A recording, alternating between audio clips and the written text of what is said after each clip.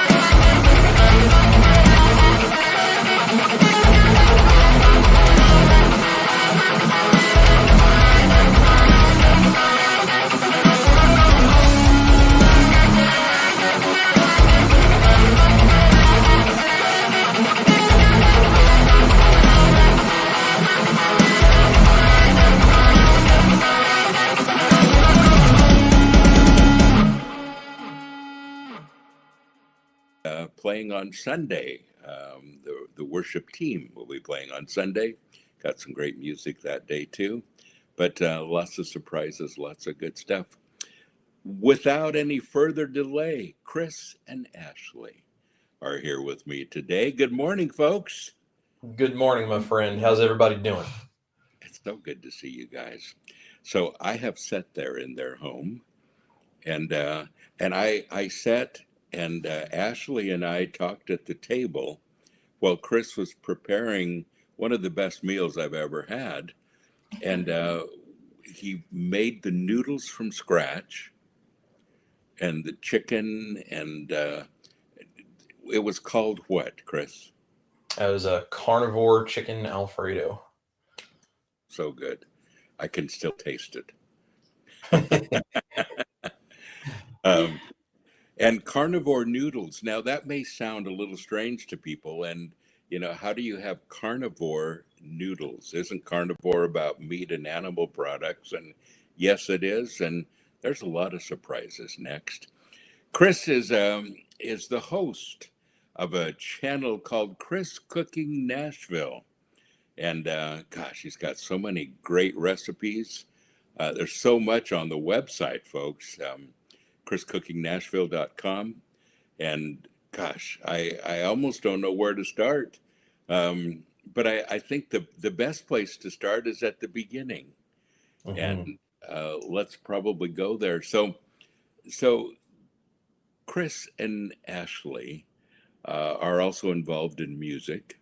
Ashley is a country singer, and we're praying for her that she gets into metal a little more. Chris already has kind of a metal background, but Ashley, I love your music. I'm just kidding you. I love you too. But Ashley is doing great, touring every once in a while, doing a lot of concerts, and Chris is playing the guitar there. So that's the day job.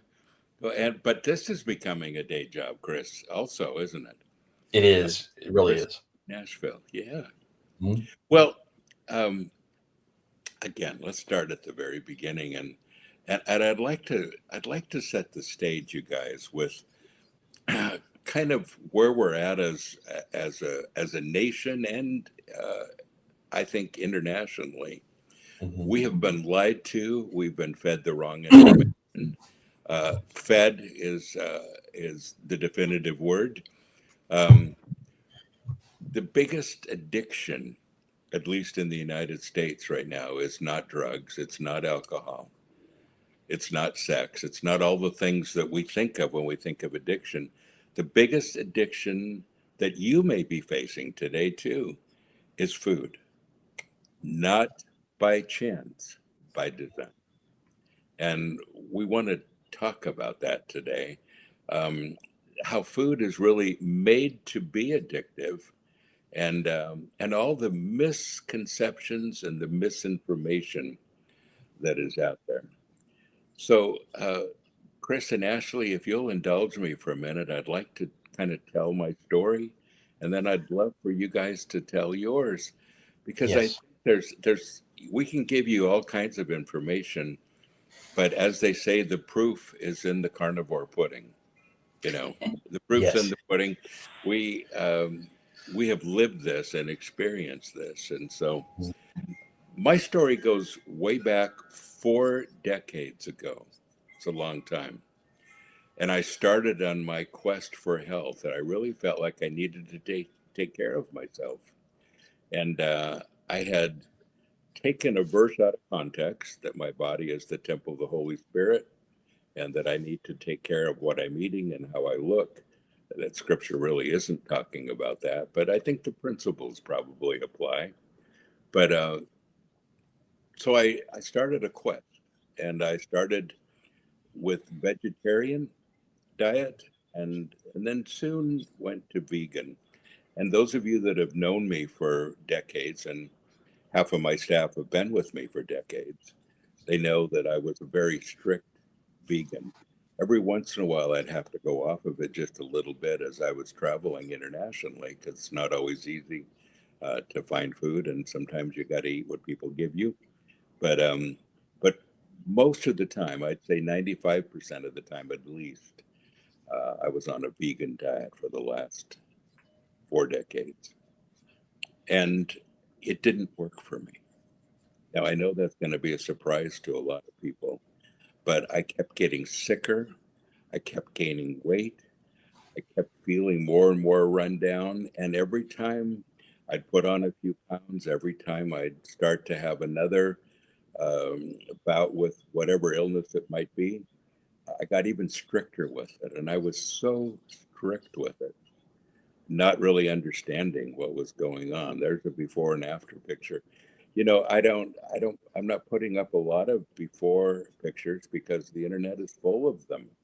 And it's a little embarrassing as you look back over all of my podcasts. And the last 14 years, you can see me gaining weight more and more all the time.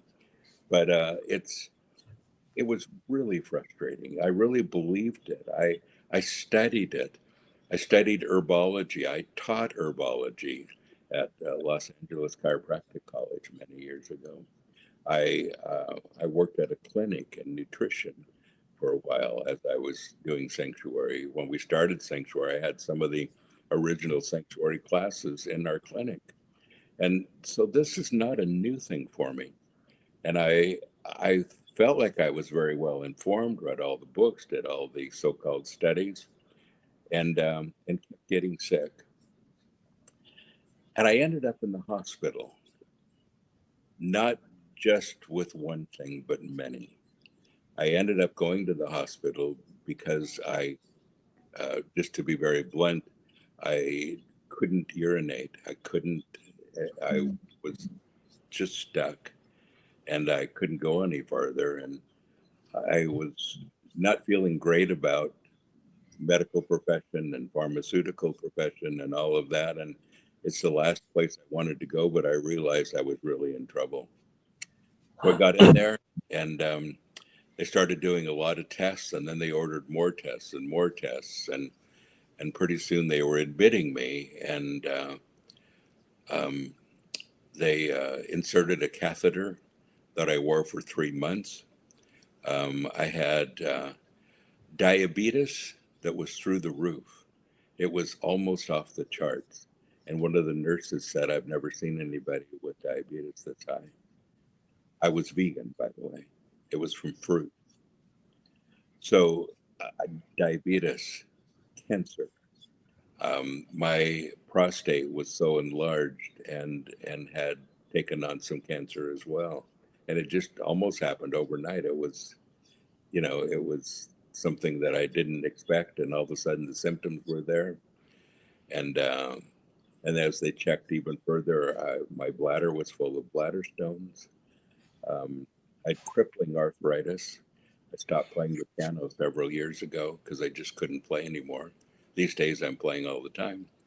Um, I had a sleep disorder, really a lot of trouble sleeping, severe lack of energy. If I didn't get something done first thing in the morning, it wasn't getting it done. Energy to take me through the day. And obesity, I just kept gaining weight. And so I ended up in the hospital with all of it. And they said, well, we're going to need to do some work. The first thing that we've got to do is see if we can't bring the prostate down, but we need to go in and remove bladder stones right away. That's dangerous. So they did that surgery first. We spent the next 3 months trying to get the prostate down. Um, I wore a catheter during that time because urination was impossible, and it wouldn't budge. It was a big problem, so I had to have the prostate removed. And and then after they removed the prostate, there was still cancer. There was cancer around that area. And but as I was sitting in the hospital, it occurred to me that if the vegan lifestyle, if veganism really was the answer, and it honestly worked, it should have worked for me because I was really strict with it. And I had to realize for the first time that possibly I was on the wrong track. And that was a huge thing for me because, can I just say, and I'm going to step out on this one, but I really feel like for a lot of people, veganism is a cult.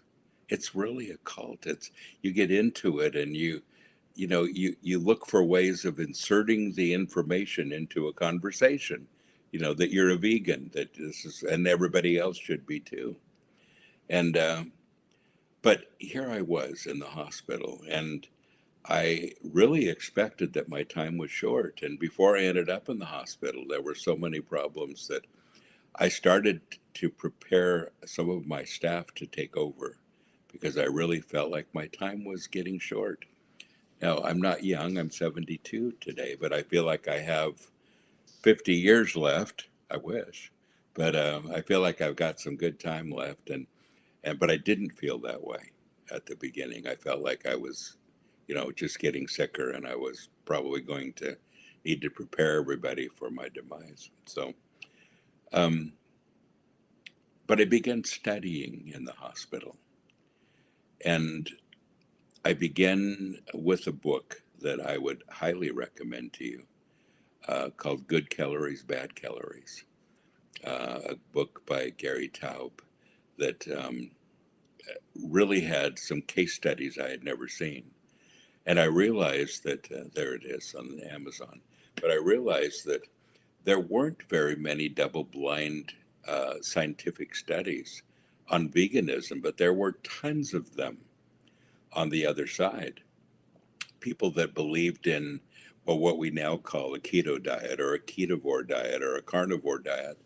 And I think it's gone by different names as people have tried different variations of it, the Mediterranean diet or the Atkins diet or whatever. And I think people have kind of gotten it right and then gone to another fad and another diet. But I started studying this book, and man, I started understanding that there were a whole lot of things that I was being told that had never been proven. Now, as I was there, a woman came in, and it was her job to teach me about diabetes, what I should be eating. She was there to train me how to take my insulin. I had to go on 2 insulin shots a day, and they started me on them right away because my count was so high. And she was at least 300 pounds, very unhealthy. And I looked at her and I thought, whatever she has to say, I don't believe it. You know, it's kind of like physician heal thyself. It's there are too many obese doctors and medical profession people that are very unhealthy, that are dying of all the same things: heart attacks, strokes, hardening of the arteries, diabetes. The list goes on and on. All nutritional problems. So I laid in the hospital. I listened to what she had to say. I listened to her give me a rundown of things I shouldn't eat. She said, "You can't eat salt. Salt, is will always be a problem for a diabetic, and especially, with some of the heart things that you may be encountering, and so you need to go off of salt." And it wasn't very long after that I read the case studies for salt. There aren't any. The only case studies for salt is that you need a lot of salt. And when a doctor says, you got to go off of salt, and we assume that he knows what he's talking about, he doesn't. There are zero studies, zero, that say you should go off of salt. And that's true with a lot of things we're being told. Why is that? Because the average medical doctor has 0 hours of nutritional or dietary training, zero. And the dietitians in the medical profession, the textbooks, the classes, all the information comes from big food, big pharma, exactly what they want you to know. So she put me on a diabetic diet in the hospital. The first day when I took the top off of the diet tray, it was loaded with nothing but carbs. And I had just been reading in this book about, how dangerous carbs were and how that is the very thing that fuels diabetes.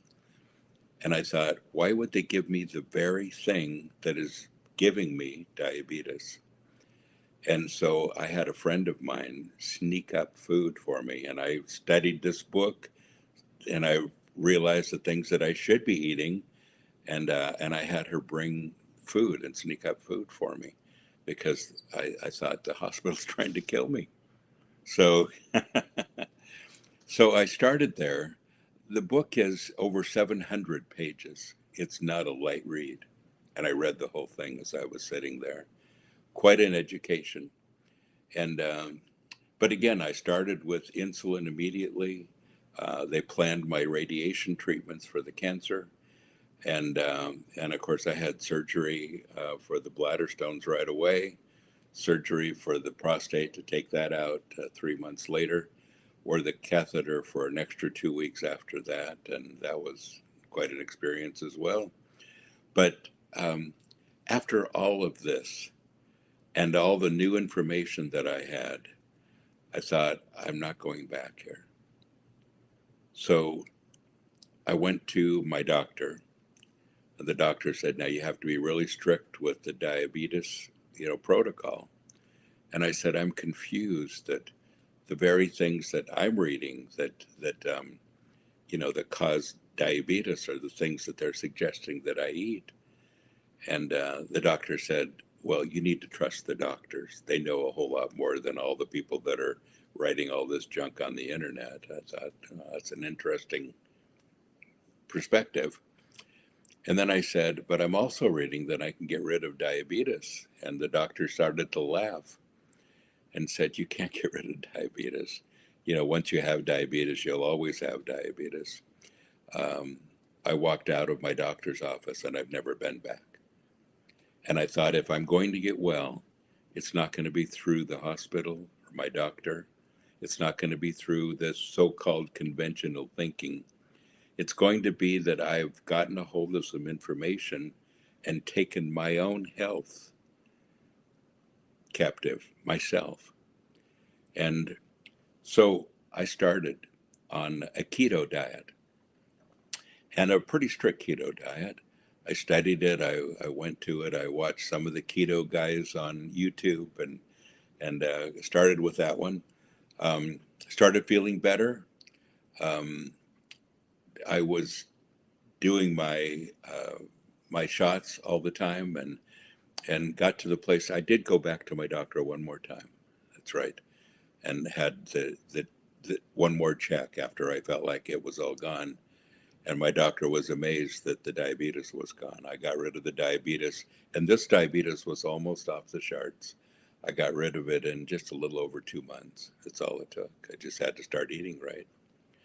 And I went back to the surgeon who took out my prostate and who had kept telling me I needed to schedule the radiation. They did another scan, and the cancer was gone. Gone. It was completely gone.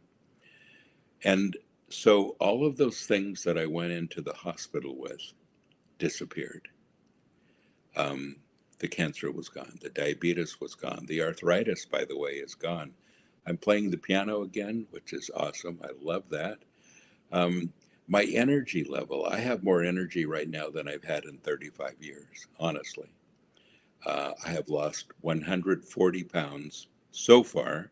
Still got a little ways to go, but 140 pounds, and it has not been that difficult. And I have to say that I've really enjoyed it. It was a little bit of an adjustment at first because it was food that I wasn't quite used to eating.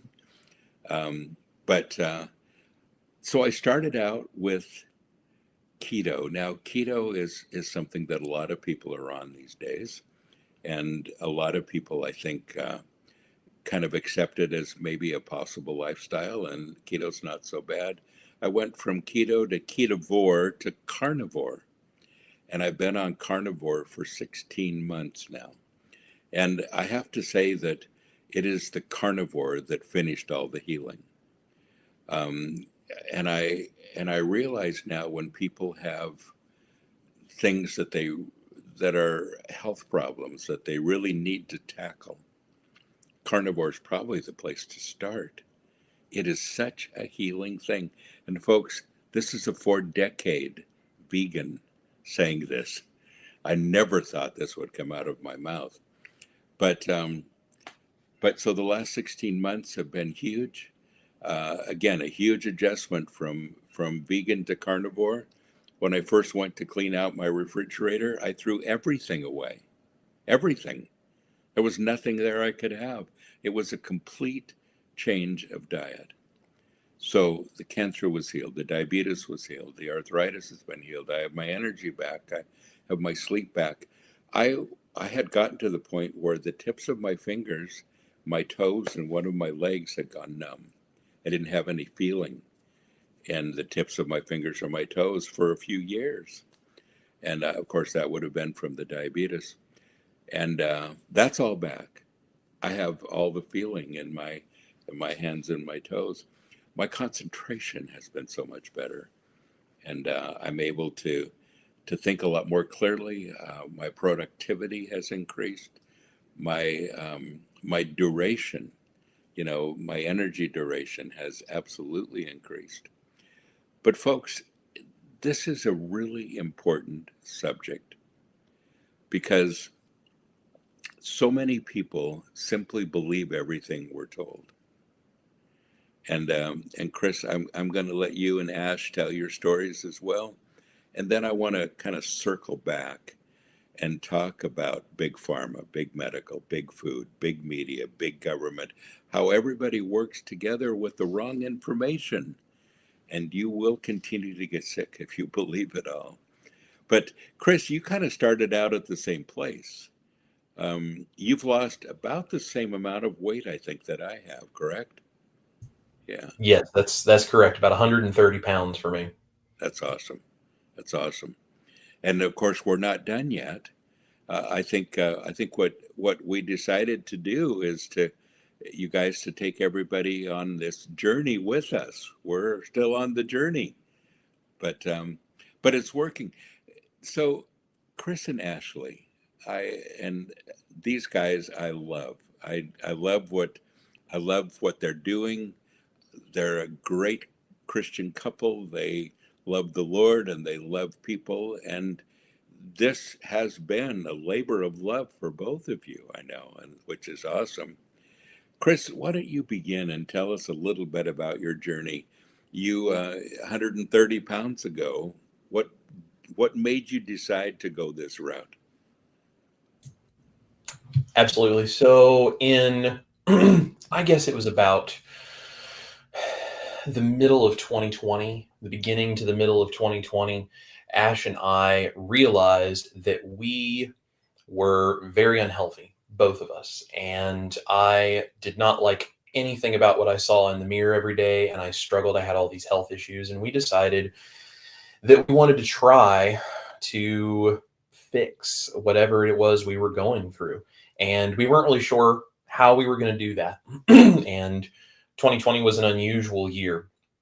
And we decided to start doing some research. And actually, the first thing we tried was a vegan juicing 28-day juice fast because I had done these previously Yeah, and I'd had a little bit of success doing it. And you can see there what I looked like when I started my vegan juice fast. yeah, Um, and that's not a pretty sight, but I have put that picture out there because I want people to realize where I'm coming from. yes, And so we took pictures so that I would have record of this. And the first thing we tried was a vegan juice fast. And I didn't know anything about keto, carnivore, any of this stuff, but my dad had been telling us all about this. And so major shout out to my dad for being the one to kind of get us on track with this because he was following a guy named Dr. Barry. yes, And my parents had started doing keto because of Dr. Barry, and who has amazing information online, by the way. So if anyone is questioning anything medical about anything we're saying, because Pastor Bob and I are not doctors, this is not medical advice. This is just us telling you our experience, our information, so you can advocate for your own health. But Dr. Barry is a doctor. And although he also does not give medical advice online because he is not your doctor or my doctor, he gives you all of the information from a doctor's perspective to have confidence in it. And he links to studies that are proving the things that he says so you can be informed. And so I started watching his stuff. We were doing this vegan juice fast, knowing nothing about any of this. And I came home from work one day and I had like maybe lost a little bit of weight just because I was off junk food onto something that was at least slightly cleaner. Um, but I came home from work one day. We were about 3 weeks into this juice fast and not seeing very many results. And Ash was to the point of tears because she was so hungry and struggling. And I was like, we can't do this. We're not going to do this. And we had talked about going keto anyway. And so I said, to heck with this. We're going to quit this. We're going to go keto right now. And so we started a strict keto diet. It was a little dirty for the first few weeks, and we kind of realized like, okay, keto products and things you see in the store that say keto are not really keto. And we very quickly realized that wasn't going to work. We went to a strict keto diet and we started immediately seeing results, losing weight, feeling just everything about our health was starting to improve and get better. And in the process of this, I decided I wanted to try carnivore. And so I went carnivore, she stayed keto. And basically, I would make 3 portions of whatever the meat was. She would have veggies with 1 portion, and I would eat a double portion of meat, or I would do meat and eggs. And so all of the pictures you guys are seeing, this is me smiling.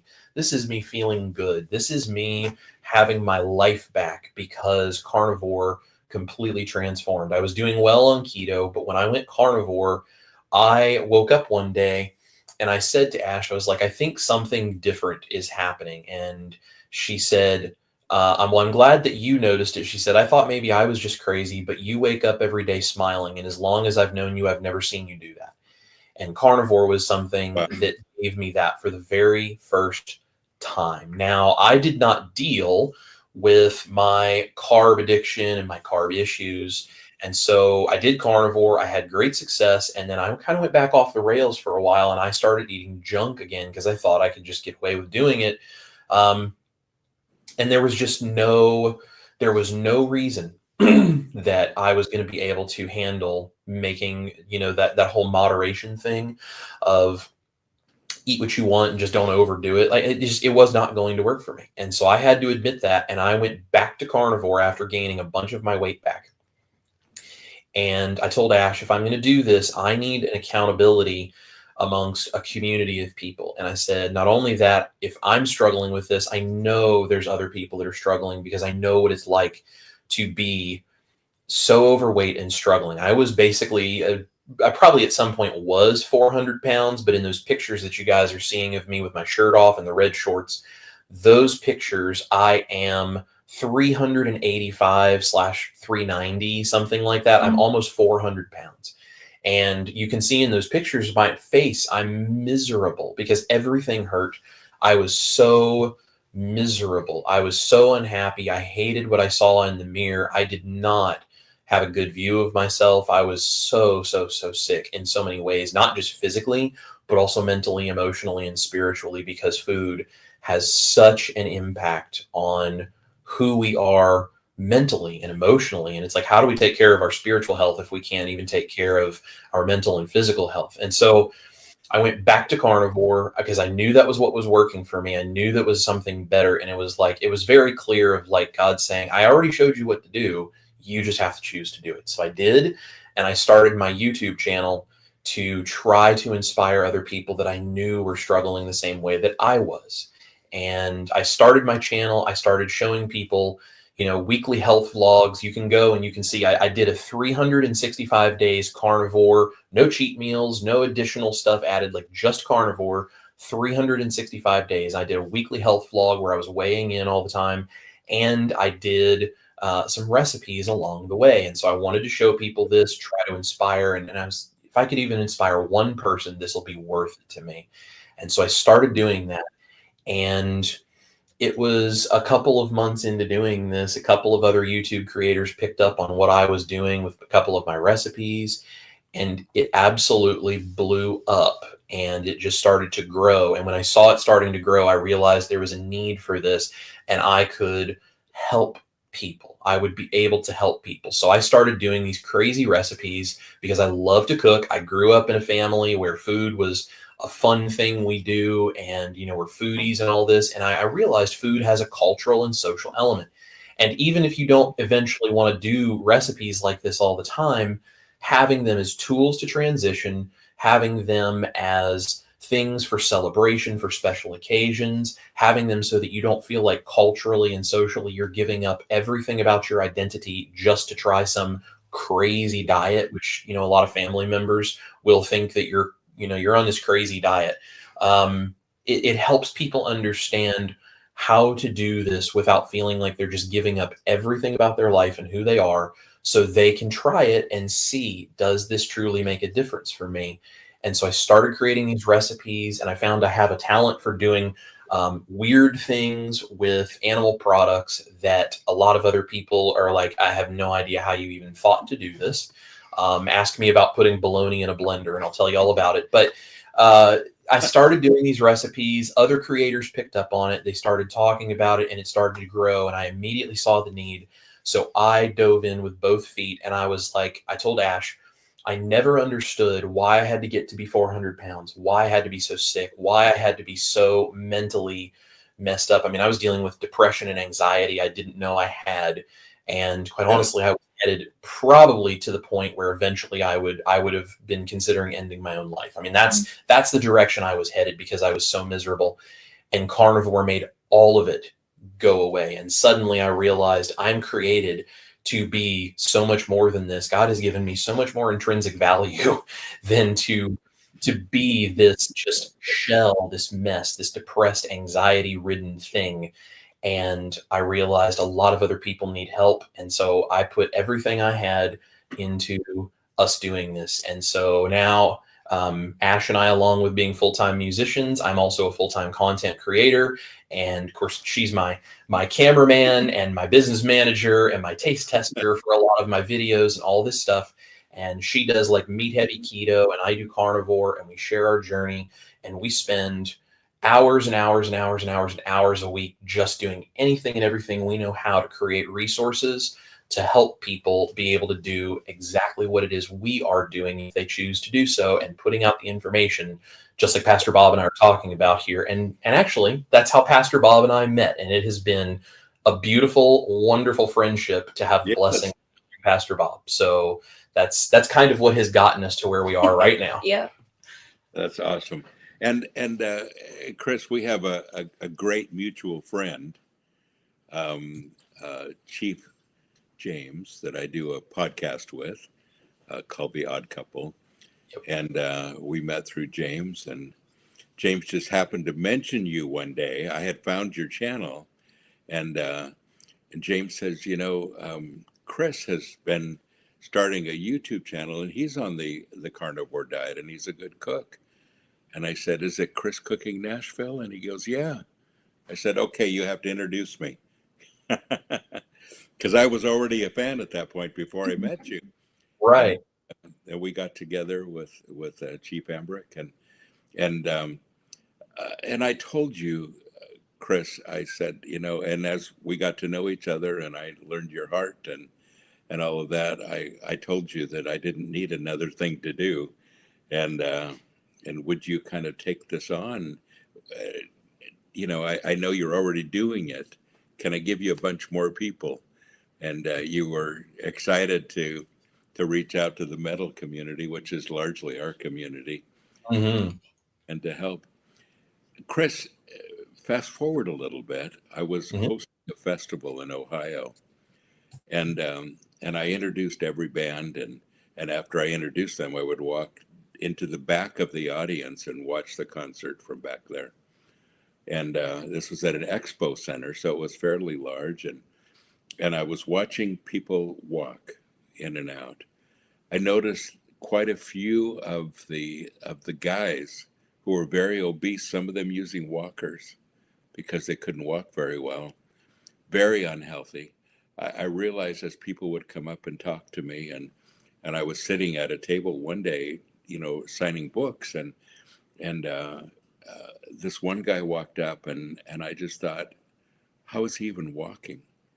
He was so sick and so obese, and you could just see this all over his face. And as the festival went on, the Lord just began to tug on my heart and say, you're responsible for these people, not just spiritually, but emotionally, mentally, physically. It's the whole person. And so I texted Chris right away.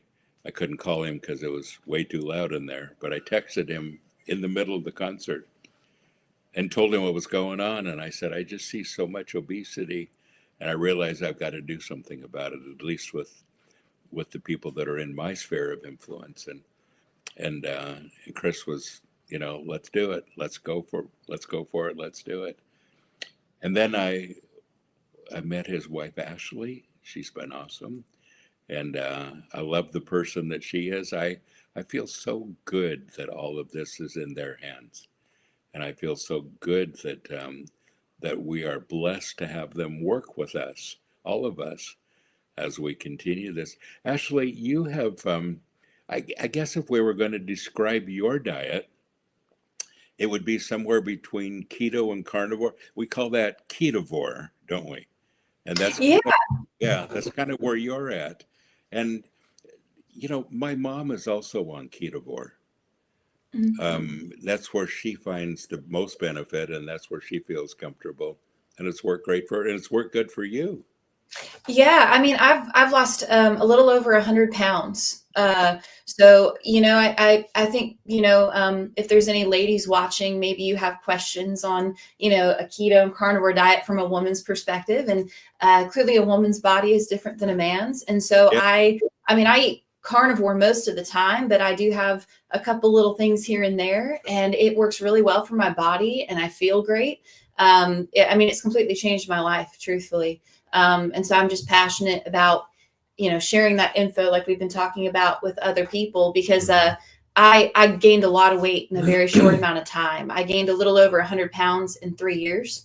Wow. I had a blood clot in my leg at 27 years old. And so when I went to keto, so many different things, just started to change. And I gave up drinking alcohol, and I, started, the more meat I ate, just the better I felt. So it was like more meat, less veggie. But yeah, that's kind of what I would say. Ketovore is probably a good explanation, but just kind of what works for you. So, and Ashley, I'm sure that has really translated into your stage performance as well. Yeah. Oh, definitely.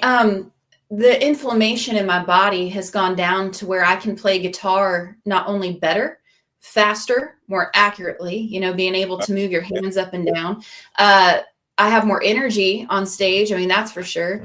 I think I write better songs because my mind's a lot sharper. It's Yes. not always just about the scale and weight loss. And it doesn't matter if you're a musician or what, but I can mentally keep up with so many things now that I could not before. I don't experience brain fog and fatigue. But yeah, I also can sing a lot higher than I used to. Really? Oh yeah, just I think because Wow. all the inflammation in my body has gone down to where it's like there's really nothing holding you back. So I actually sing higher than I ever have. So I mean, there's so many health benefits to that, and it can sometimes, being on the road. Chris and I have lots of tips and tricks for people that travel where it's like, hey, if you want to eat, keto, carnivore, while you're on the road, it's very actually doable. And we found ways around that. But yeah, for me, it's not even a diet. For me, I think at this point, it's a lifestyle. Not to mention, I also used to have anxiety and depression, much like Chris did. And all that's been gone, since I've changed my diet and taken stuff out of there. And to be honest, I grew up in California. And to me, the idea of you eating red meat was a bad idea. I thought that was crazy. So when Chris came to me and he was like, it was a month before our wedding. And he goes, hey, we were doing keto. And he said, I want to do carnivore. And he's like, I think I could, that's when he started. He's like, I could lose a little extra weight. I'd look good in the wedding pictures.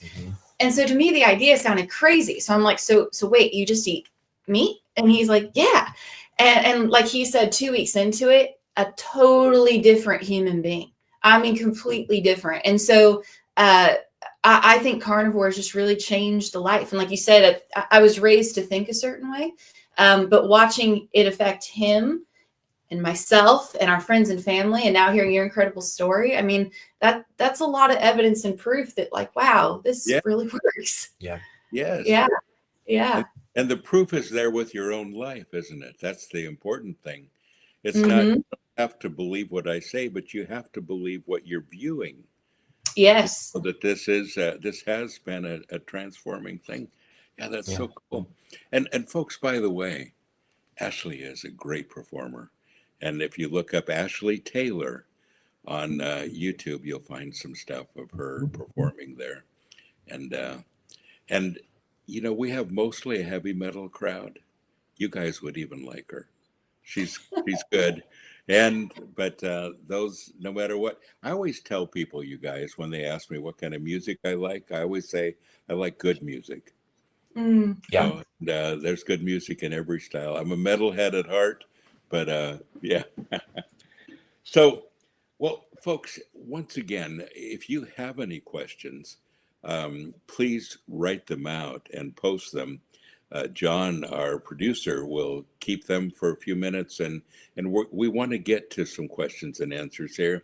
Our show today is going to be a little longer than usual for obvious reasons, but we're going to go as long as we need to because I want to make sure that you have a really good handle on this, and then I want to at the end give you what I'm calling the Pastor Bob 90-day challenge. And we'll talk about that in just a minute too. So I want to jump back in here for a minute. And we've told our stories. We've talked about, what has worked for us. And I never thought it would be sustainable for me when somebody said, you're just going to be eating meat and just carnivore products, which is anything that comes from animals, meat and eggs and some dairy and, just those things. I thought, well, that sounds pretty boring. Until I got to Chris's channel. And one of the first things I saw was, here's how you make carnivore bread. You heard me right. How you make carnivore bread. And then the noodles. And here's how you make flatbread. And here's how you make lasagna. Here's how you make cake and pudding. And he says right there, this is insane. I've had those noodles. You cannot tell them apart from regular noodles. You know, it's incredible. So it was a whole new way of thinking for me and trying out his recipes. I don't feel like I'm on a diet. I feel like everything is, things that I used to eat and things that I used to, you know, um, enjoy that I'm back to. And I don't feel like there's carnivore Cheetos. I mean, how cool is that? Waffles. I'm getting ready to make the waffles today, Chris. And Yeah. as such good, they're pancakes. Now, again, this is carnivore. So when you think, okay, I'm doing carnivore, I can't have any of that stuff again. You can. Chris, I'd like you to talk for just a minute about what led you to this place, because you're not just some guy that's throwing some ideas together. Cooking has been a passion for you, and not just a passion, but it's been handed down generationally to you as well. Talk about that for a minute. Yeah, absolutely. So, I grew up with food being not not just something that we put a lot of time and money into because we enjoyed eating, but also food was culturally something very important in my family, right? We have recipes handed down from my great grandmother, who I never got to meet because she passed away before I was born, but she's the one that taught my mom to cook. And I have a bunch of recipes in this family that I grew up in that come from her. Like, I have these different elements where it's like, this is kind of how I met my great grandmother, and this is how I sort of understand who she was. And and I've realized as a foodie, my parents are foodies and they raised me as a foodie. And I mean, like, I never ordered off of children's menus when I was a kid. I ordered off adult menus because I wanted to try all the stuff that you could possibly get, like all these different cultural cuisines. And it's very rare that I ever come across something in a restaurant in the United States anymore that I haven't tried, because I'll try every food I can get my hands on. I've always been that way.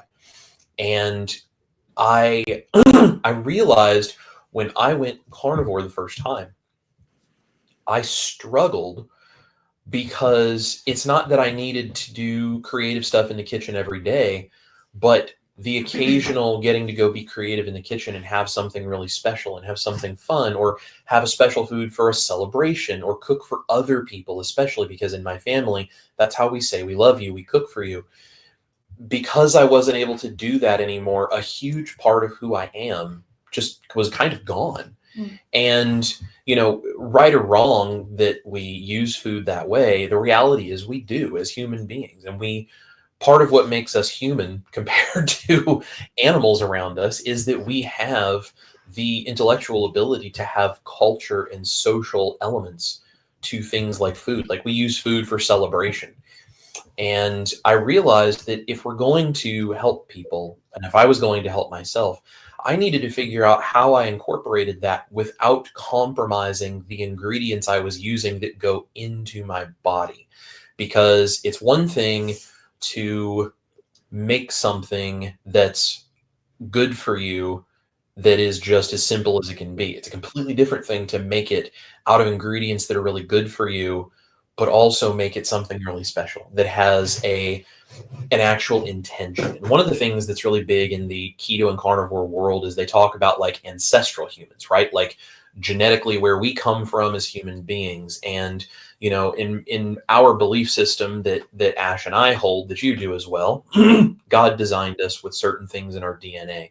And there's a lot of people in the keto and carnivore world, and just the world in general, that don't share our faith, and that's okay. We love them the same. So whether they believe that it's from something like our design given by God, or whether they believe it's something else, regardless, the way our bodies are designed, the way our bodies work, just gives us this important thing of, well, here's what is good for you. Here are the things that chemically, we are a biochemical system. Here are the things biochemistry wise in your body that are going to create good things in your body. That's fantastic.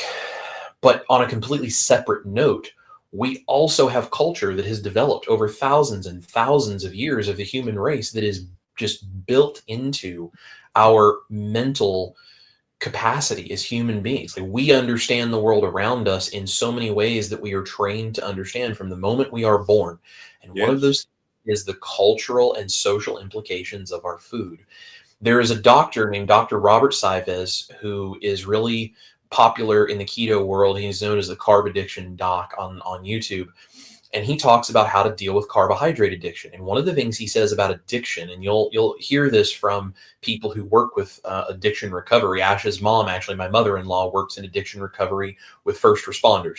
And one of the things you'll hear in the world of addiction recovery is, if you take something away, Dr. Robert Saives is the first person I've heard say this, if you take something away that's an addiction and you don't replace it with a better habit, you have left an empty hole in who you are and in your identity. And it is very difficult to not want to fill that with some other bad habit or just relapse and return to your bad habit. So if I'm trying to kick an addiction and I'm trying to change my life, if I pull things out that are not good for me, sitting and eating $30 worth of Taco Bell by myself and drinking 2 large sodas, or, binging on the things I used to binge on. I mean, I was a binge eater, bad, right? Yeah. And I mean, like, things that I used to eat are just embarrassing now for me to think about. But I didn't understand the science of why I was doing that. And so I would do all of that. Well, if I pull all of that out of my life, which I needed to, but I don't replace it with something better, well, now I just feel empty. I just don't know what to do because I was relying on that as part of who I am. And so I started creating these recipes because I also understood, if I don't have a better option to occupy this emptiness in who I am because of how much I love food as a cultural thing, because of what it means for me to cook for people, I'm going to feel empty. And it also took away my ability to do things like cook for my wife, which is one of my favorite things to do, or to cook for my family when they're here, or to cook for friends that we have over, like when Pastor Bob came over, or these Yeah. things. It's like, I'm a chef at heart, right? Like, this is what I love to do. So if you're going to reach out and try to save as many people in the world as you can, what happens to people who can't just wrap their mind around the idea of eat meat, salt, and water and just get over it? Which sometimes you hear people in the community that maybe are a little louder than they deserve to be sometimes that will say things like that. And this is very difficult for people who are trying to already deal with coming to grips with the fact that maybe they're addicted to food that is junky and not good for them. How do you come to grips with that if you also have people who seem to have this perfect, they've got it all figured out, they've got everything the way that it needs to be, or at Yes. least that way on the surface? How do you deal with seeing them do that and thinking, I'll never be able to? Like, what do you do when you feel the despair of, I don't think I can do this, and so the thing that would save my life is beyond my reach? Like, that's leaving so many just populations of people out there with no hope. And that's not what I'm here for. I'm here to give hope to everyone and to Yes. give everyone a tool, whatever that might be, as many tools as I can, so that they can do this and they feel confident that they can do this. And so I started making these recipes, not because I think you need them every day. I don't eat recipes like this on a daily basis. I eat them, a couple of times a week, usually, because I'm creating recipe videos. Most of the time I'm eating very simply. It's like beef patties, eggs, maybe a little cheese here and there, because I don't try to overdo the dairy when I'm not making a recipe. But then when I do make recipes, I try to make things that are fun, and I try to make things that give people hope that this is not going to feel like giving up their entire life. And so that helps me take what my great grandmother left my family, because she was an amazing, amazing cook, and her recipes are fantastic. They're not good for you, but they're fantastic. And that is how I took what she did, which she taught my mom. And my mom is the one that taught me to cook. From the time I was old enough to sit up, I was sitting on the counter next to my mom, helping her cook. And I brought that now down into the keto and carnivore experience that I have in my life. And, this is also really personal for me, because my mom is a type 2 diabetic, and she is on keto, and she is off most of the medications, off the insulin, and she's still Great. working to bring diabetes down further. I mean, she's had amazing results. My parents have both lost a lot of weight. They've got a lot of health issues that they're healing, and it just keeps getting better and better. One of the things that my mom struggles with is very much that idea of, I don't want to give everything up and just eat meat, salt, and water. And I understand that, and I don't judge anyone who feels that way. I feel that way. So I feel like it's really important that I have these options, because my own mom, who I want to be healthy, who I want to be around as long as possible and to be Yes. full of vibrant health and to live a Yes. vibrant, wonderful, energetic life, she struggles with the idea of eat meat, salt, and water and whatever. And it's like, so I'm not going to sit back and say, well, you just need to get over it and you just need to figure this out. No, I'm not going to do that, because I don't want her to struggle with something and end up having a shorter or more Yes. toned Right. down life, because I'm not like somehow willing to, give her tools or help her in whatever way I can. And so I create these recipes. And as a result of me doing these carnivore recipes, she's switched over from a lot of keto recipes that she used to use to some of my carnivore recipes. And her carb count just keeps doing this a little at a time, down and down and down. And so do her diabetes numbers. And it's, Yes. it's like, it's a journey and it's a process. And so I'm It doing is. this to create these tools for people, because the ideal of where we want to get, maybe that's meat, salt, and water. Maybe it's not. I don't know. I'm not a doctor, and I'm certainly not God, so I can't tell you where it's supposed to end up. But I can say that doing these things and going on this journey and improving your health piece by piece is the key. And so I don't judge anyone for wanting the recipes, using the recipes, needing the recipes, whatever it is they're experiencing. I just create Yes. tools and put them out there and try to encourage people and give them hope, because I didn't have hope at one point, and now I do. Yes, and that's the bottom line, Chris. That's what I love about your channel, and we've got some great things to announce, folks. Don't go anywhere, because we've got some great things to announce towards the end of our broadcast today. Some tools for you personally, free of charge, that are going to change your life. And so I want to get to that, but I want to talk a little bit about the problem. I guess we'd call it the elephant in the room. And the elephant in the room is actually about five elephants.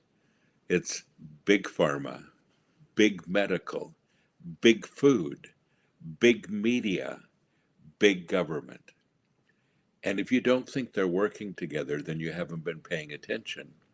And if you don't think that this system has been designed and rigged to hook you and to make you addicted, then you're also not watching. I heard somebody say the other day that our healthcare system is broken, and I don't agree. I believe our healthcare system is rigged. It's not broken, it's rigged. This is on purpose. And it's been captured by people who want to make money. We saw that during COVID, people that want to make money. And oh, my goodness, the kickbacks and all the people that make money, even the insurance companies making money off of the medical profession, and everybody's in each other's pockets. And it isn't for your benefit. It's to make some people very wealthy. And folks, without going into political and socioeconomic rants, let me just say that we have been lied to, and it's up to you to find the truth, and the truth is out there. I found it. You can too. Again, if you really want to know the case studies, not all of you will go there, but some of you need to say, okay, what does science have to say? I really recommend this book by Gary Taub to begin with. It's it's a case study book, good calories, bad calories, and then I think it's just opening our eyes and understanding the system. Now, in the medical profession, the two big money makers are, first of all, the cash cows, so to speak. The first one is cancer. The second one is diabetes.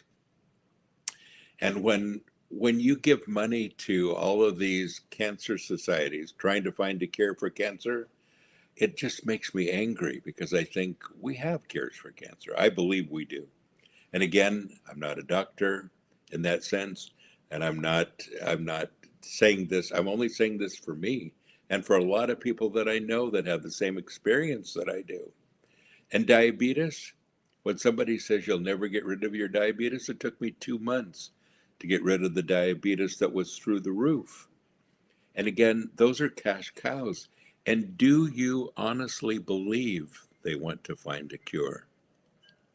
When thousands of people's income and huge conglomerate, entities are making so much money on it, do you honestly believe they want a cure? Folks, we've got to rethink so many things. And I'm excited as we move ahead in 2025 to make America healthy again.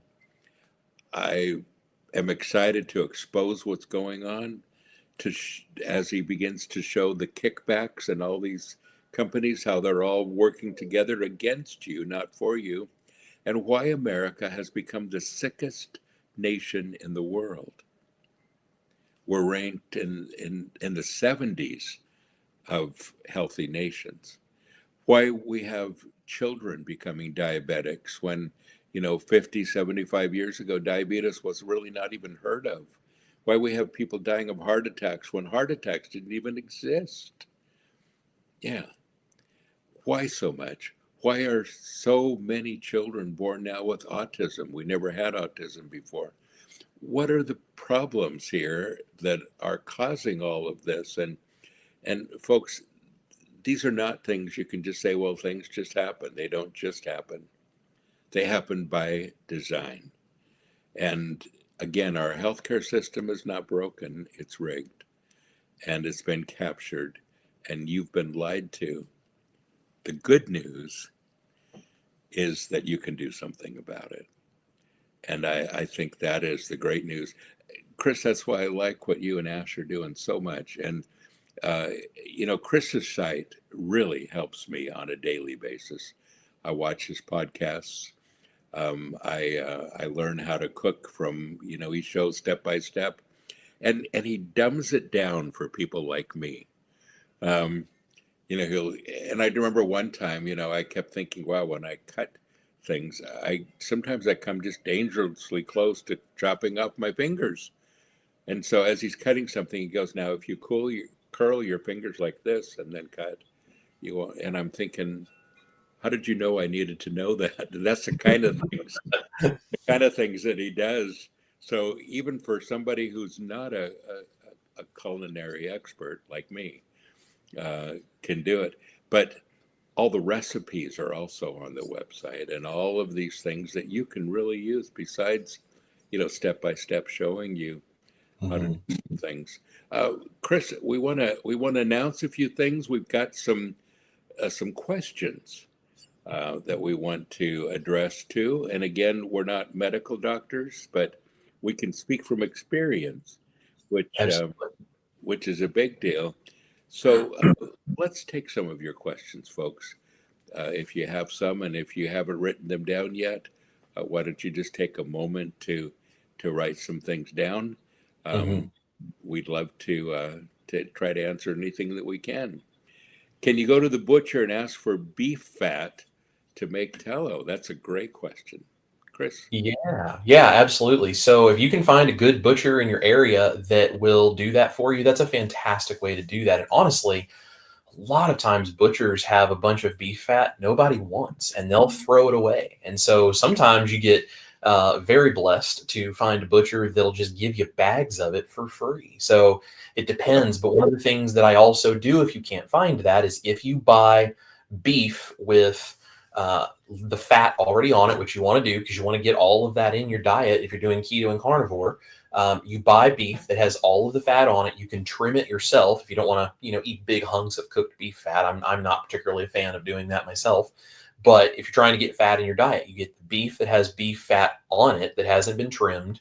You trim it yourself, and I'll more on knowing how to do that when we announce some things. But you trim fat from the beef, you store it, your trimmings in a little bag in the freezer. And when you have a full bag, you can render it down and make beef tallow, and you can cook with fat. You can even make things like lotions and lip balms and all kinds of stuff in beef fat that are really good for your skin, that doesn't have chemicals and weird junk and Yes. artificial fragrances and things that we don't even think about, that we put on our body and our body absorbs, and you're just adding more junk into your system. So there's all kinds of ways to do that. Yeah, and they're addictive, Chris. I think that's the big thing too. And Absolutely. I travel around the world a lot, and I notice from one country to the next the things that taste different. There are some things that are allowed to be sold in the United States that are actually legal in a lot of countries. But one of the places that they always take me to, especially in England and in a couple other countries, is to McDonald's to eat. And but I noticed that, and I don't eat French fries usually, but sometimes you can't get away with it. But the French fries taste different. The hamburgers taste different. Everything is a different taste because all of the chemicals they're putting in the food here in the United States is not in the food there. And in most of the world, French fries are made with tallow, beef tallow. Used to be beef tallow here until they started using seed oil. Folks, there are three things. If you do nothing more today than cut these three things out of your diet, it would be these. First of all, seed oil. It's so bad for you. And that is vegetable oil. I would even put olive oil on there. People say, well, olive oil is really healthy. It's really not. Well, whatever kind of oil you find in a jar, please don't use it. Use bacon grease, use tallow, use ghee, use butter. Those are all natural things. So, seed oil. The second thing to eliminate, and this is probably number one, is carbs. Is especially sugar. Now, there are people that say, well, I don't really eat sugar. I eat a really good diet of fruits and vegetables and grains and, all this stuff. And then they begin to tell me all the sugar they eat. And we don't realize that it's sugar. There are even people that go on a keto diet and continue to eat honey. And honey is one of the worst sugars. It's pure sugar. Um, Fruit. I had diabetes from fruit. I want you to hear this. From fruit. I was also juicing, and I lost my my feeling in the ends of my fingers on a carrot juice fast. I was going through 20 pounds of carrots at a time, juicing and eating almost nothing but that because I was following a diet that people had given to not only lose weight but to really induce health, and it destroyed me. And that was carrots, which is very high in carbs, like corn and some other vegetables too. And so carbs. I don't want to say sugar. I want to say carbs because anything that turns into sugar and is stored as glycogen or glycose in your system is going to be a problem. Your body's gonna treat it like sugar. It is sugar. So sugar, seed oils, and grains. That's the one you didn't want to hear. But grains, folks, this is such a big one. The GMO today is huge. We don't have original grains. We don't have what they used to have, and the grain I say industry, but farmers and my family are farmers. We have wheat fields in Montana still, and I don't eat wheat now, but wheat is making people sick. Flour is making people sick. If you haven't cut out at least white flour, please do that immediately. But cut out all grains. And what does that include? Every grain, including oatmeal, high in carbs, and all of those. And there are alternatives in the carnivore world, and that's where Chris comes in. But folks, if you could cut out those three things, it would be huge for you. Carbs, seed oils, and grains. And Chris, wouldn't you say that that would be a great place for people to at least start? Absolutely. Yeah. If you start going into keto or carnivore, any of these things, it scares people a lot of times, I think, because it's like, oh, I'm just gonna have to give up everything I love, and I gotta, go at home today, and I've got to throw everything out of the house, and what am I going to do? And if you look at it that way, you're trying to, how do you eat an elephant? Since we're talking about elephants in the room, how do you eat an elephant? Well, you do it one bite at a time. You try to swallow the whole thing, you'll never get it done.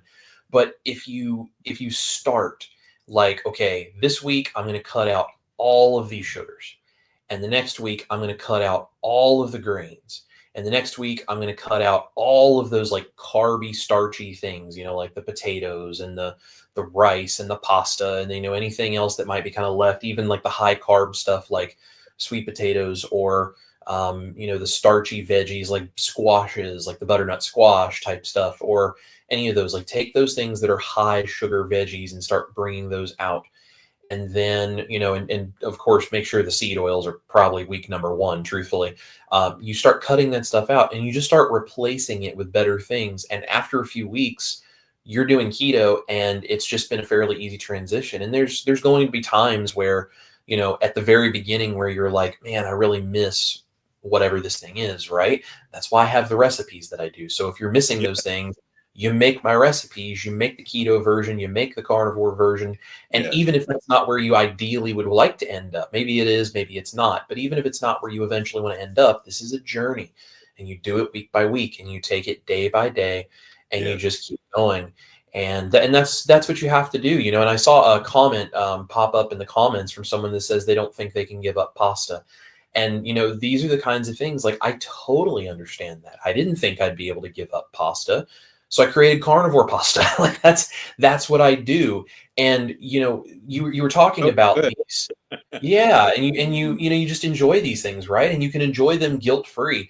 And, you were talking about what sugar is doing in our system. Like, we don't think of a potato as being sugar, but a potato, when you eat a potato, turns into pure glucose in your body. Honey is very high in fructose, which is actually higher on the glycating scale. It's worse for you than even the glucose. And if you look at things like fruits are very high in fructose. Fruit juice is massively high in fructose, usually higher than soda. So it's even worse for you than soda is. And so what people don't realize is happening is your body is taking glucose and fructose, and your body goes through a process where it's called glycation. And what essentially happens is those sugar molecules that are in your bloodstream start bonding with your blood cells, and they start bonding with all of these cells in your body, and they cause oxidative stress and damage. And that's what leads you to have things like diabetes. It leads to your DNA not working right. You end up with cancer. It gets into your brain, and you end up with dementia. Like, all of these different things happen because this sugar is attaching to cells and causing stress and damage to your body. So when you're diabetic, they know you're diabetic, not just because of your sugar readings when they take a blood sample and they do a glucose test, but also they can do what's called an A1C, which they look at the age of your blood cell and how much damage has been done to it, how much sugar is attached to it. And they can give you this rating of A1C. And when your A1C goes above a certain number, I believe it's 5.7, you are now pre-diabetic. And then when it goes a little higher, and I forget the number right offhand, but then you are officially a diabetic. And so what's happening is that sugar in your body is bonding to this stuff. When you're eating pasta, when you're eating potatoes, when you're eating anything with sugar in it, when you're eating oatmeal and quinoa and rice and all of this stuff, you are filling your body with glucose. And your body has to deal with that somehow, but it can only deal with it so fast. And so you're basically creating toxicity, sugar toxicity in your body, and it's all floating around, bonding with your cells, damaging everything.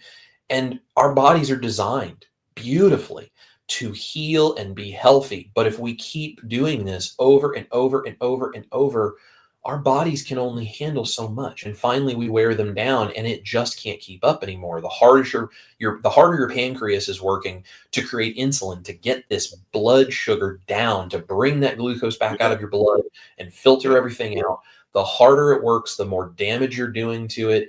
And guess what? We end up with our pancreas not working properly, our blood sugar's through the roof, we have a high A1C, and we're a diabetic. And then it damages our DNA. We end up with cancer. It gets into our brain. We end up with the dementia. There's all these different places in our body where it's just because of the damage. And so I know it seems like crazy up front to people, like I could never give up pasta, and I understand, but you actually can, and you can use my recipes along the way to do it. That's why I do what I Yeah. do. Yeah.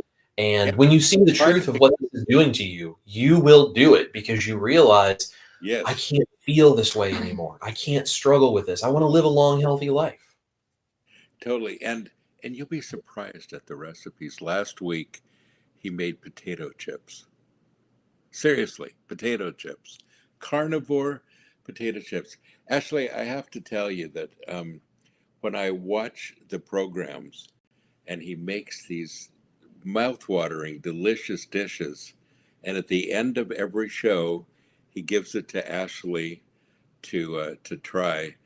Ashley, I think everyone who watches the show is completely jealous of you that you get to sit there and eat that food. And I'm thinking, I want to sit at that table. I want to eat that food. But that's awesome. Something else you said about Ash just a minute ago, that on the juice fast that she was so hungry all the time that it just wasn't working. I've never been hungry on this diet. And they always tell you to eat until you're full and don't eat unless you're hungry. And it hasn't been difficult. And especially with the variety, it hasn't been difficult. It's been amazing. So, Yeah. John, do you have some more questions? Um, Possibly. I'm not sure if there are others that have some, yeah, some questions. You know, can you go to the butcher and ask? Okay, we did that question already. We did that one. Can a carnivore diet help with autoimmune disease? Like, yeah, absolutely, yes. Man, there are so many testimonials on this one, isn't there, Chris? Yes. In fact, I have a personal testimony on this one because I used to get this dry dermatitis, itchy skin on my face Mhm. and my scalp really badly. When I am eating a carnivore diet, it is completely gone. And especially if I cut out most of the dairy, because we are all, once we get to a certain age, we become more and more lactose intolerant, just scientifically. Yeah, We have right. learned to process dairy, right? So we turn it into cheese, we turn it into kefir, we turn it into yogurt, like all these things. And the fermentation of that does help us digest it better. But a lot of us are still, even then, very sensitive to dairy. So I do use dairy in recipes, but as I limit my dairy from time to time, I notice that stuff gets even better. So my own skin Yeah. issues have gone away. And you can go into any keto or carnivore community online, where there are people that are sharing their personal stories. You can come to my channel and you can ask on my live streams or in any of my videos for people to tell you about their stories of things like psoriasis and eczema and all these different skin related things, how it has improved. And you will get a plethora. I mean, there are thousands, tens of thousands, even now hundreds of thousands of stories online of people who have healed so many different autoimmune conditions, Yeah. like the psoriasis, also things like Hashimoto's. Dr. Barry's wife, Nisha, is a registered nurse. She Yes. has Hashimoto's and she is completely off medication for treating that autoimmune condition. And she says, it's something you don't cure. She may eventually need it. But right now, she is managing Hashimoto's with no symptoms, and it's complete with a diet. She does not need any kind of medication. Michaela Peterson is a great example of someone who uses carnivore to heal very, very, very severe autoimmune conditions to a point where she has severe childhood induced rheumatoid arthritis. She had joint replacements, like all this stuff. And she eats a very strict carnivore diet to be basically symptom free. There are thousands upon thousands upon thousands of testimonies online about all varieties of autoimmune issues. Yeah, absolutely. And Renee has a quick question too. Any suggestion on adding more fat on carnivore? I can't eat butter all the time. I think a lot of it is just balancing your food. If you're eating, especially, I always tell people make sure you eat a little bit of beef every day. beef is just like the perfect food. And if you can eat beef or any of the animals that have more than one stomach for digestion, you're going to get uh, pure digestion. And what you eat is a whole lot more healthy. And and I think the more you're able to do that, the more your fat, your protein, all of that is really going to balance out. But I always recommend eating at least a half a pound of beef a day, and a pound if you can. Yeah, and every day I do that. I'm carnivore for going on 7 years now. That's awesome. Lost 110 pounds, but starting to probably feeling very lousy due to menopause symptoms. Ash, this is a question that a lot of people have, and I actually sent someone to you a couple of weeks ago that was having some female questions, wondering if carnivore is going to help some of those female difficulties. What is your Sure. what is your brief answer? Yeah, sure. So my brief answer on this is actually, this is, I think something that I think Chris and I are actually going to dive more into on our channel is the woman's health aspect. But for the ladies kind of watching, also going back to getting the previous question about getting fat in your diet, Yeah. fat as a woman, whether you're pre or postmenopausal, is super important. I eat butter all throughout the day. When we were on the juice fast, the reason why I was struggling so much was my body literally saying, you have to give me fat. Women's bodies need fat to create the hormones that we need in order to go through our cycle, and to help level us out during things like menopause, pregnancy, etc. It's one of the reasons that women clearly are different than men. Our bodies are designed to carry children. So I would say for Amy and her question about the menopause, Amy, I would say always feel free to message me directly. And it's kind of a wormhole, but we can go in it together and I can help give you some tips.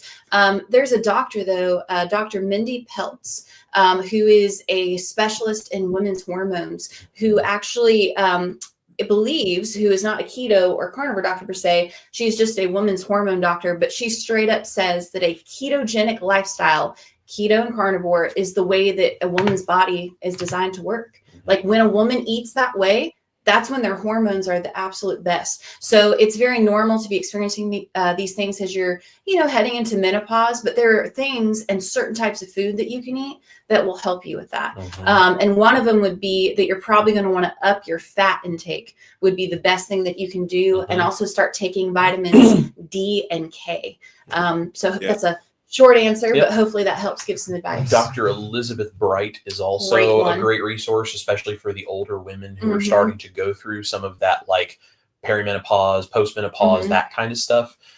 Dr. Elizabeth Bright has great info, and she also talks about the need for butter. And I know that the question was like, how do you get butter in? Because I can't just eat butter. Yeah. So a good example of this, I have a butter sauce on my channel. It is a Bermonte. It's a French butter sauce, which basically the only ingredients you have to have are butter and water. Yeah. And it's a technically super clean, right? But it makes a sauce that you can put on anything and everything you're eating. So you don't just feel like you're eating chunks of butter, but it just is so good. And between that and higher fat meats, like higher fat beef, bacon, things that have lots of animal fat in them, that's a great way to up your fat intake. You can even, like, if you have eggs in the morning, cook your eggs in bacon fat. I mean, it's a great way to get some extra fat. The other thing over top of them. The other thing that I do is, in this cup you've seen me drinking, is my morning coffee. Instead of using cream, I actually put butter in this. So a great way to get some extra fat in your diet, because to me, I just think I'm drinking my morning coffee, but long and behold, right there's a whole bunch of butter. Yes, so. And this is another recipe that we've talked about, just doing a short recipe video of how I make the coffee, because we like iced coffee instead of hot coffee. Yeah. So how do you make a bulletproof coffee, which is made with butter and that kind of thing? It's a popular keto thing, but how do you do it and turn it into an iced coffee so the butter doesn't separate out of it? So that's another video we're going to do. That's awesome. And speaking of dairy, some people tolerate dairy very well, others don't. If you go to the things that are 0 carbs or 1 carb, and you kind of don't go past that in the dairy products, you're probably going to be okay. The least carbs would be at the top of the list would be ghee. Second would be butter. Third would be heavy cream. Yeah. And if you need to add some cream to your coffee, heavy cream would be the thing to add, not half and half. Heavy cream. And most coffee shops, Starbucks, whoever, have heavy cream these days. So, you know, that's an easy thing to do. And then it gets a little murky from there. Depends upon the cheese. But look for zero carbs in cheese. You know, soft cheese is usually a little better for you than the hard cheese is, but look for zero carbs. Uh, if you're going to do yogurt, make sure that you look at the carb count and do an unflavored, Greek yogurt, something that's very natural. But all of that is important. And, you guys, the thing that has surprised me the most is how easy it's been. And I guess I don't want to paint a picture that looks like it's a walk in the park, but compared to other things that I've tried over the years and trying so hard to lose weight and all of that, this has been just a no-brainer. I Mhm. eat when I'm hungry. I don't eat when I'm not. I don't have a desire to eat when I'm not. Somebody gave us some candy for Christmas, and I put it out there, just thinking that we've still got people that eat stuff, so people will eat it, and it doesn't even look tempting. That would have been gone by now, otherwise. And so that has changed. So as of today, I'm down 3 shirt sizes. I'm down 12 pant sizes, and still going. And I'm excited for that. So as you're sitting here, folks, you're saying this all sounds way too complicated. I don't even know where to start. Where do I begin? And once this program that we're doing right now is over, how can I ask questions, and how can I be involved in a community that might help? We have just the thing. Chris, you have 2 announcements to make: a guide and a community. Let us know what's going Absolutely.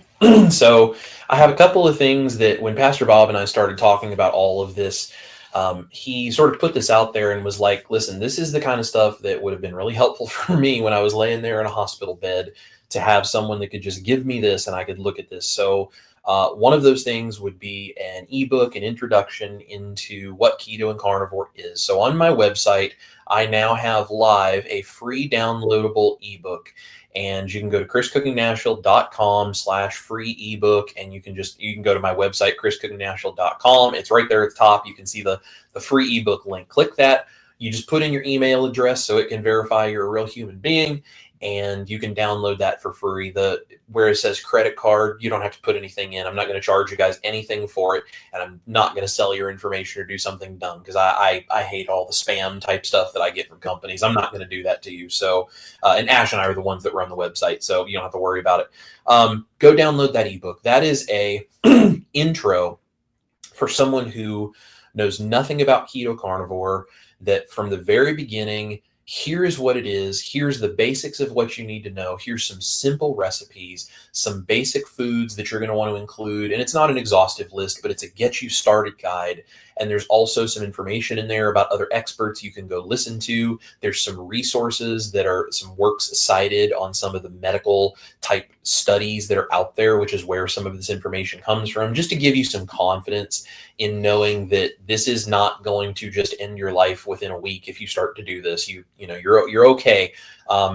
Always consult with a doctor if you are concerned about that kind of stuff, because again, I'm not a doctor, but this has all of that kind of information in there, but it's in a very condensed and easy to read format. It's about 60 pages. It's an easy read. And I took essentially all of the information that I have spent the last 3 to 4 years collecting from thousands of videos I've watched all over online, plus my own experience, plus all of the things that I'm involved in.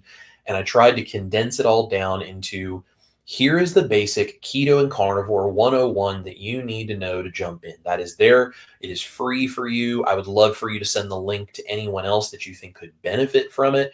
We are just trying to help as many people as possible. And also in that book, I have a list of things like the kitchen gear that I'm using on a daily basis. There are also links that will take you to certain things on like Amazon that I personally love, that I use. You don't have to just go and completely outfit your kitchen with all this stuff. It is not a you must have this kind of thing. It's just some suggestions, things that might be helpful for you. And if you want to one piece at a time upgrade your kitchen, if you can, afford to do that and kind of get some of these things, it's just tools to make this easy. Because the easier you make this for yourself, the easier it is to be successful with it. And that's why I create these tools. So I have that ebook there for you guys, totally free. And it is just please let me give you some information and save you the 3 years of research it took me to feel like I sort of understood what I was doing with this. So that is there for you guys on the website. The other thing that we have created is a private community that you can join. And this is for anyone who feels like they're trying to step into this and they don't know anyone who's doing this. They have no clue how to do this. They want some support. They want real people that are creating content that is the real stories of what it is they're going through. They want to know people who are actually going through this. And it's like $10 a month. It's not much to be involved. Just helps us keep the community paid for, and it helps support the channel so that we can keep creating recipes. But in this community, I already have a bunch of my keto and carnivore community that watch my channel. They are in there. They are starting to help me create this group. I have a couple of other creators that are part of this group. Pastor Bob has become a part of this group and will occasionally, hopefully, be able to pop in from time to time. Absolutely. Say hello to people. And so we've created this group, and it is a place for you to go and get the support that it takes to do this. Because when you do this, it is not that keto and carnivore is a hard thing to do. The first few weeks are the hardest, and you get through it. And honestly, you're going to feel amazing, better than you've ever felt. And you start to realize, like, okay, this is a journey, but now I understand why it's so important to take it. Because when you get through some of those first symptoms, which I talk about in the ebook, you get through some of those first symptoms of withdrawing from carbs, because sugar is a drug and our brain responds to it just like it does cocaine. So when you get off of all of the sugar and you get through those first symptoms, which you may or may not experience, but if you do, once you get through those, you get this amazing understanding of what has been happening to your body for so long. And you get a beautiful and clear picture of how God created us to be healthy. You start to see that again, and you start to feel that way. And it's like, I remember being a kid and feeling like this because my body was handling what I was doing to it because I was 10 years old. And you start to feel that. When you get in this kind of situation, it's so much easier when you plug into a community and you're not walking this path alone. And so Pastor Bob and I talked about this, and he was like, do you have a community where people can go and plug in right away? And I said, well, I was thinking of creating one, but I will up the timeline and let's do this and let's make this work so people have a place to go where they can jump in and be surrounded by people who are going to encourage you, and they're going to give you tips. And I do extra recipes in there. I do behind the scenes content. You can message me or Ash or other creators or each other directly in this community so you can share resources and share info. It is so much easier than trying to do Facebook and YouTube and Instagram and all these other things where it's hard to connect with people. This is a little miniature world that is Chris Cooking Nashville, and I can put all sorts of resources in there for you. And as it grows, we will do more and more and more resources. I'm going to do private live streams. I actually have an air fryer that a company sent me to do a review of. We're going to be doing a giveaway in there on Sunday. And I'm going to, give away stuff like that when I get things to, to our members. It's called The Band because we're musicians. So, of course, we need our band with us, right?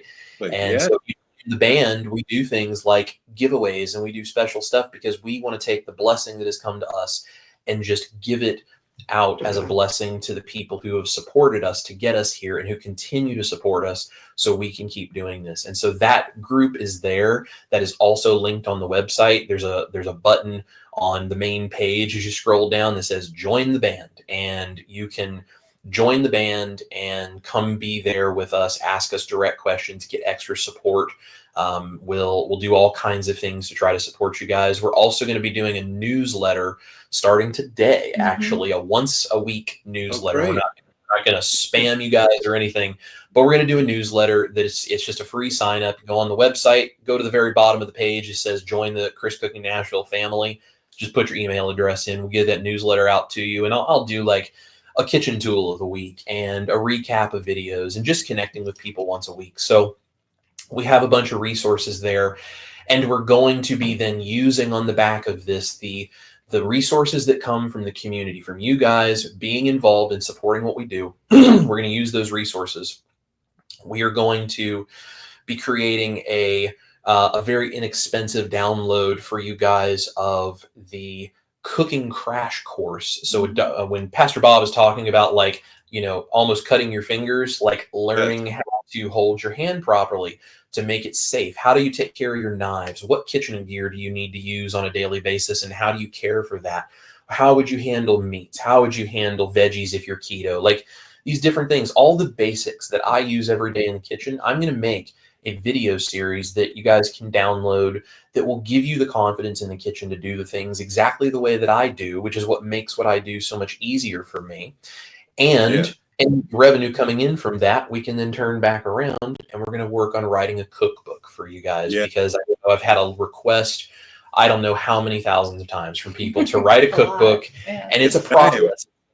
It's a super exciting thing, but it's a process, and we have to have all the stuff that allows us to do that. So we are going to turn any of those resources back into that cookbook, and just create things that can help people all over the world, because that's our goal. So we're going to do that.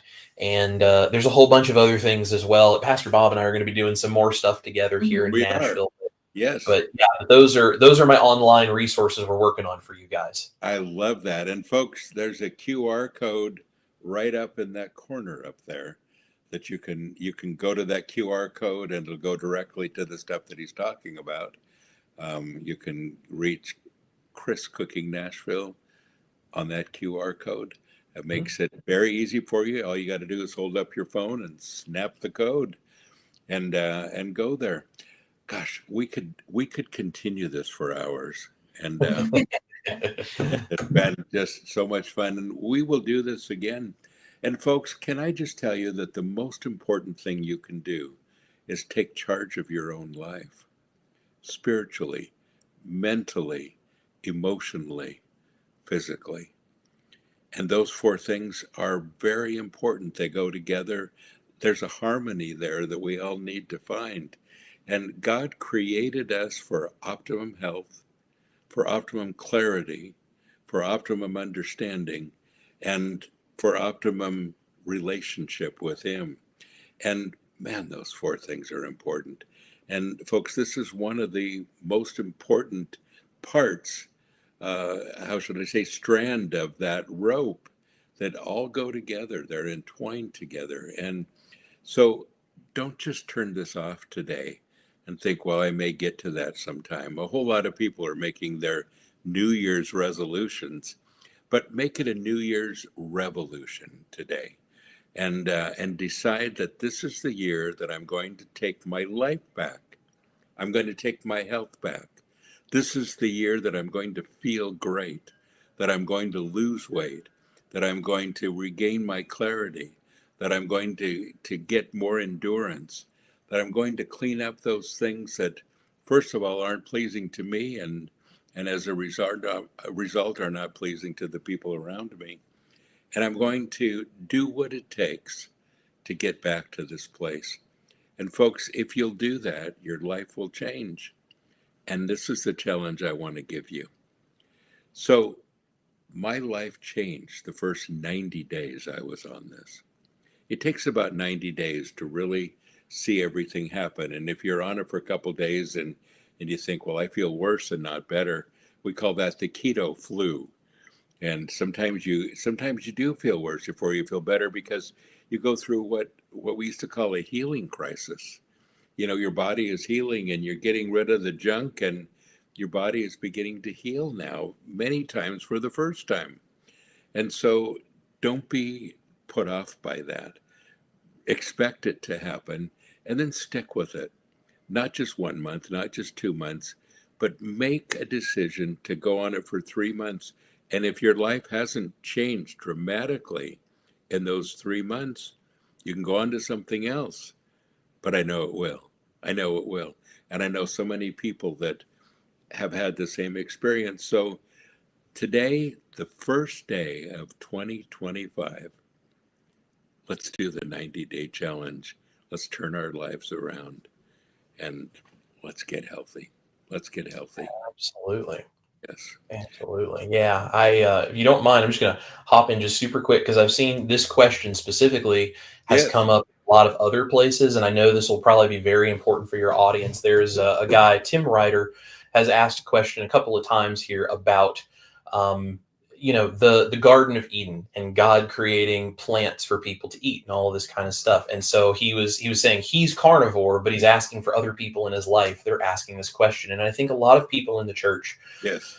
probably wonder about this. Pastor Bob and I have talked about this, and this is something that I've had a conversation with people. So here's what, in my view, based on my faith, my understanding of these things, and my carnivore diet that does this for me, this is what I understand. God created the Garden of Eden and Adam and Eve to be a perfect world, right? For Adam and Eve to live in, and their bodies functioned perfectly. And all of the plants that were there were for them to eat. And man screwed it up and we caused the curse. So what do we have to do? We have to work the ground to get our food, and we have to struggle and all of these things. We were kicked out of the Garden of Eden. And then after the flood, when Noah and all of his family came out of the ark, he was told everything is here for you to eat. And so we were now able to eat animals.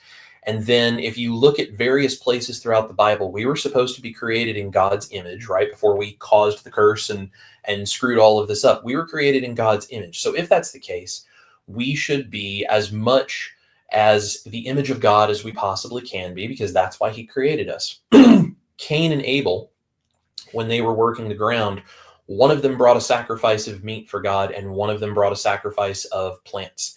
And the meat was blessed, and the plants were not. Even God preferred meat from the very beginning. But because we are not God, we did not have access to the optimal living the way that he would like for us to, because we cursed everything and Yes. we ended up having to do with what we had.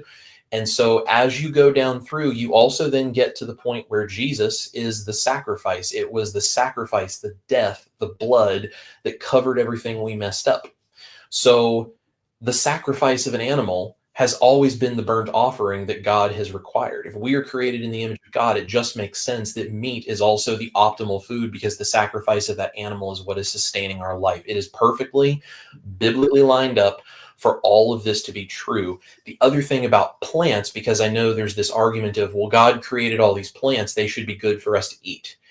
Unfortunately, if you go back 1,000 years from where we sit right now, none of the plants that we eat today existed, because we have selectively bred.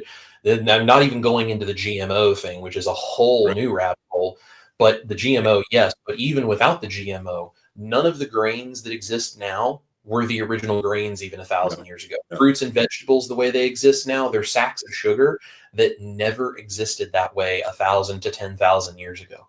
We have selectively bred all of the plants to be completely different things. Broccoli, kale, cauliflower, Brussels sprouts, cabbage, all of those things. Did you guys know that all of those about 10,000 years ago were the exact same plant? And now they've been bred to turn into all of these things that never existed. So when you say, oh, God created all of these plants, yes, he did. And then we messed all of them up as humans by completely screwing up what their genetic makeup is because of selective breeding. We've made them sweeter. We've made them bigger. We've made them full of things that aren't good. And we've depleted our soil of all of the nutrients that you used to be able to get from them. So now we have nutrient devoid sacks of sugar that look nothing like the plants that God gave us in the Garden of Eden, which weren't even really any more ideal for us because we caused the curse, the fall of man, which now means we require the sacrifice of blood for us to be optimally healthy, or the sacrifice of Christ for us to be able to be saved. So it's perfectly biblically lined up when you really understand it that way. Yeah. And Chris, from a scientific point of view, real quick, the plants that we have today, because they've been genetically modified, the plants themselves have had to survive. And so each plant has built up their own set of toxins to survive. And that's why when you look at all the animals who eat plants, They don't eat every plant. They eat specific plants, the ones that their bodies will tolerate, because most of the plants around them would kill them, and they know which ones they are. And it's not uncommon to find broccoli, for instance, Brussels sprouts, others that have 50 different toxins in them that your body doesn't digest. That when you think, okay, you're getting all this nutrients, science isn't proving that. Science actually is proving just the opposite, that we're not using it as nutrients. That Dr. Chafee online has a very, very good video called "Plants Are Trying to Kill You," and and full of just amazing information. And again, I can't believe I'm sitting here saying this. It's not what I used to believe, but folks, it has a whole lot of truth to it. Science backs it up, and I appreciate what Chris had to say there as well. Um, I miss a good salad. I was vegan for a long time, but I would never go back. I don't dislike what I'm doing now. I love it. It's what I look forward to, and I love my health, and that's been the best part. Well, folks, Absolutely. thank you for sticking with us. We've gone a full hour over our usual time, and all of you that have stuck with us to the very end, you're awesome. Thank you for doing that. Chris, you and I have one thing in common. We can both talk. We're That's good at right. it. And so whenever we get together, we know we're going to have to be there a few hours, and that's good. That's That's good. right. We get through a lot of information. chriscookingnashville.com is the place to go for recipes, community. It's a 60-page download on the ebook that has all the information you need, food suggestions that you need. There's even recipes in there, how to set up your kitchen, what you need in your pantry. Everything you need to get started is right there. So the QR code is where you need to go. John will put that up again just for a minute. I want to give you one last chance to go to the QR code to go to, well, or chriscookingnashville.com, either one. Go there before you forget. Invest in the community. It'll be the best investment you can ever make to take your health back. And folks, please take this seriously. Please take it seriously. I want you to be around for many years to come. Some of you are dying. You have to take that seriously. The way that you're eating, your addictions in food, dietary uh, decisions are killing you, and you will die prematurely. Don't die. I don't want you to go. I want you to live, and I want you to live abundantly. And so, folks, Happy New Year. This is a great way to get started. And don't forget, you are blessed. So go and be a blessing.